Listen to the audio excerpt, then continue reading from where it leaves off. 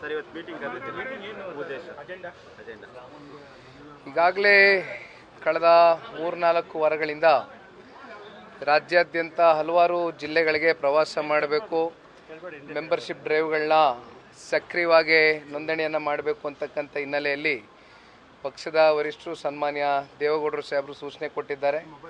ಅದೇ ರೀತಿ ನಮ್ಮ ನಾಯಕರಾದಂಥ ಸನ್ಮಾನ್ಯ ಕುಮಾರಣ್ಣವರು ಕೂಡ ನಮ್ಮೆಲ್ಲರಿಗೂ ಒಂದು ಕಿವಿಮಾತನ್ನು ಹೇಳಿದ್ದಾರೆ. ಹಾಗಾಗಿ ಈಗಾಗಲೇ 3 ಜಿಲ್ಲೆಗಳು ಪ್ರವಾಸ ಮುಕ್ತಾಯ ಆಗಿದೆ. ಮುಂದಿನ ವಾರ ಕೂಡ 2 ಜಿಲ್ಲೆಗಳಿಗೆ ಉತ್ತರ ಕರ್ನಾಟಕ ಭಾಗಕ್ಕೆ ಹೋಗ್ತಾ ಇದ್ದೇವೆ.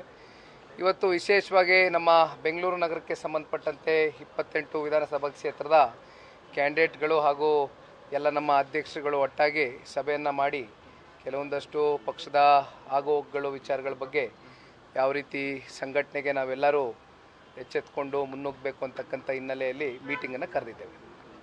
ಸರ್, ಮುನಿರತ್ನ ಪ್ರಕರಣ ಸಂಬಂಧಪಟ್ಟಂತೆ ಈಗ ರಾಜ್ಯ ಸರ್ಕಾರ SIT ರಚನೆಗೆ ಮುಂದಾಗಿದೆ. ಈಗಾಗಲೇ ತಾವೆಲ್ಲರೂ ಕೂಡ ಮಾಧ್ಯಮದಲ್ಲಿ ಪ್ರತಿನಿತ್ಯ ಪ್ರಸಾರ ಮಾಡ್ತಾ ಇದ್ದೀರಿ. ಬಹುಶಃ ಮುನಿರತ್ನ ಅವರ ಈ ಒಂದು ಪ್ರಕರಣ ಏನಿದೆ ಈಗಾಗಲೇ ತನಿಖೆಯಲ್ಲಿ ಇದೆ. ಹಾಗಾಗಿ ಇವತ್ತು ನಾವು ಏನು ಮಾತನಾಡ್ತಕ್ಕಂಥದ್ದು ಕೂಡ ಸರಿಯಲ್ಲ.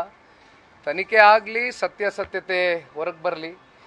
ಕಾನೂನಾಗಿಂತ ಯಾರೂ ದೊಡ್ಡವರಲ್ಲ. ಈ ನೆಲದ ಕಾನೂನಿಗೆ ಎಲ್ಲರೂ ತಲೆ ಬಾಗಬೇಕಾಗುತ್ತೆ.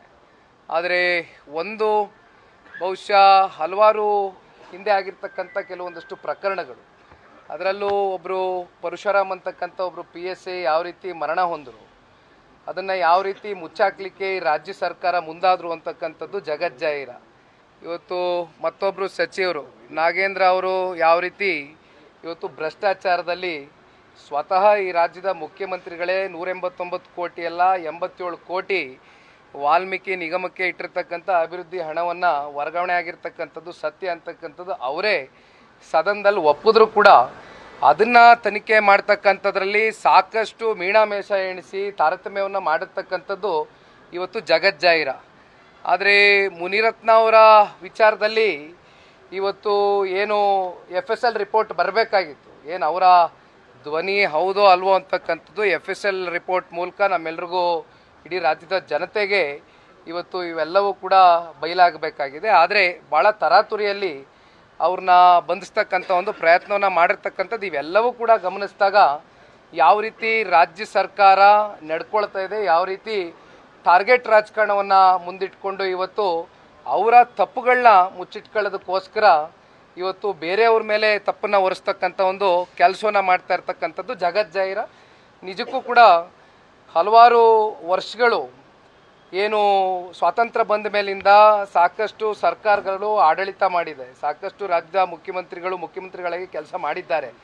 ಆದರೆ ಇಂಥ ಒಂದು ಸರ್ಕಾರ ಈ ರೀತಿ ಟಾರ್ಗೆಟ್ ರಾಜಕಾರಣ ಮಾಡಿಕೊಂಡು ಇವತ್ತು ದ್ವೇಷದ ಒಂದು ರಾಜಕಾರಣ ಮಾಡ್ಕೊಂಡೇನು ಹೊರಟಿದ್ದಾರೆ. ನಿಜಕ್ಕೂ ಕೂಡ ಇವತ್ತು ಈ ರಾಜ್ಯದ ಜನತೆ ಇದನ್ನು ಮೆಚ್ಚತಕ್ಕಂಥ ಕೆಲಸಗಳಲ್ಲ ಇವೆಲ್ಲ. ನ್ಯೂಸ್ ಫಸ್ಟ್ ನಿರ್ಭೀತಿಯಿಂದ ನಿಮ್ಮ ಪರವಾಗಿ.